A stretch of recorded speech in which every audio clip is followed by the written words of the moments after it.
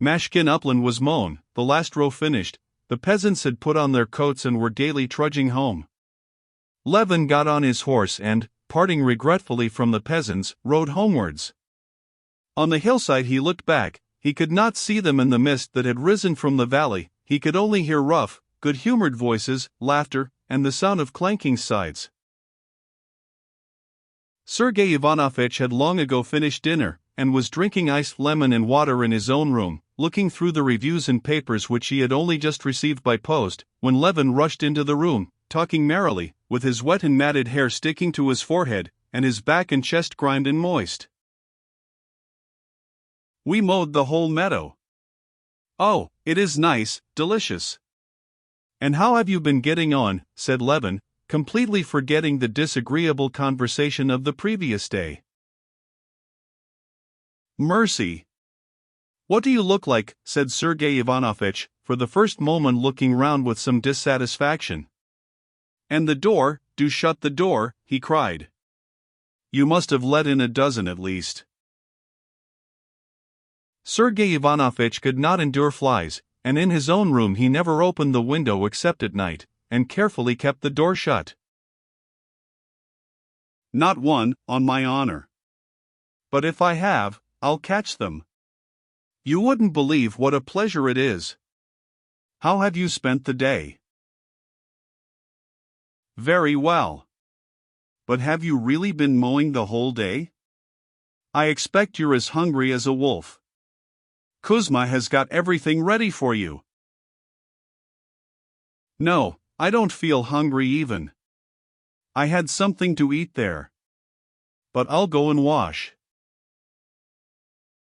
"Yes, go along, and I'll come to you directly," said Sergei Ivanovitch, shaking his head as he looked at his brother. "Go along, make haste," he added smiling, and gathering up his books, he prepared to go too. He, too, felt suddenly good-humored and disinclined to leave his brother's side. "But what did you do while it was raining?" "Rain? Why, there was scarcely a drop. I'll come directly.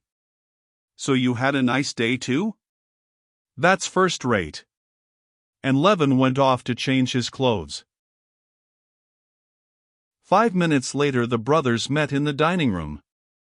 Although it seemed to Levin that he was not hungry, and he sat down to dinner simply so as not to hurt Kuzma's feelings, yet when he began to eat the dinner struck him as extraordinarily good. Sergei Ivanovitch watched him with a smile. "Oh, by the way, there's a letter for you," said he. "Kuzma, bring it down, please. And mind you shut the doors." The letter was from Oblonsky. Levin read it aloud. Oblonsky wrote to him from Petersburg, "I have had a letter from Dolly, she's at Ergashovo, and everything seems going wrong there. Do ride over and see her, please, help her with advice, you know all about it. She will be so glad to see you. She's quite alone, poor thing. My mother-in-law and all of them are still abroad." "That's capital. I will certainly ride over to her," said Levin. "Or we'll go together. She's such a splendid woman, isn't she?" "They're not far from here, then?" 25 miles. Or perhaps it is 30. But a capital road. Capital, we'll drive over." "I shall be delighted," said Sergei Ivanovitch, still smiling. The sight of his younger brother's appearance had immediately put him in a good humor. "Well, you have an appetite," he said, looking at his dark red, sunburnt face and neck bent over the plate. "Splendid. You can't imagine what an effectual remedy it is for every sort of foolishness. I want to enrich medicine with a new word, Arbitsker." "Well, but you don't need it, I should fancy." "No, but for all sorts of nervous invalids." "Yes, it ought to be tried. I had meant to come to the mowing to look at you, but it was so unbearably hot that I got no further than the forest. I sat there a little, and went on by the forest to the village, met your old nurse, and sounded her as to the peasants' view of you. As far as I can make out, they don't approve of this. She said, it's not a gentleman's work. Altogether, I fancy that in the people's ideas there are very clear and definite notions of certain, as they call it, gentlemanly lines of action. And they don't sanction the gentry's moving outside bounds clearly laid down in their ideas. Maybe so, but anyway it's a pleasure such as I have never known in my life. And there's no harm in it, you know. Is there? Answered Levin. I can't help it if they don't like it. Though I do believe it's all right. Eh? Altogether, pursued Sergei Ivanovitch, you're satisfied with your day? Quite satisfied. We cut the whole meadow. And such a splendid old man I made friends with there. You can't fancy how delightful he was. Well, so you're content with your day. And so am I. First, I solved 2 chess problems, and won a very pretty one upon opening. I'll show it you. And then I thought over our conversation yesterday. Eh?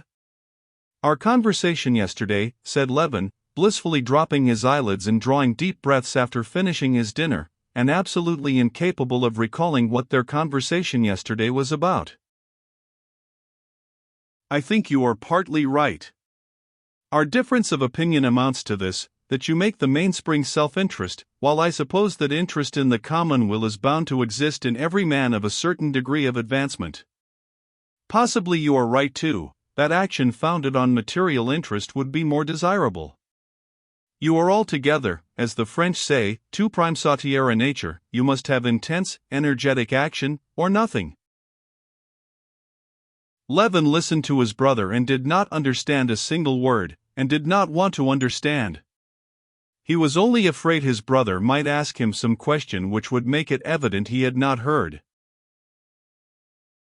So that's what I think it is, my dear boy, said Sergei Ivanovitch, touching him on the shoulder.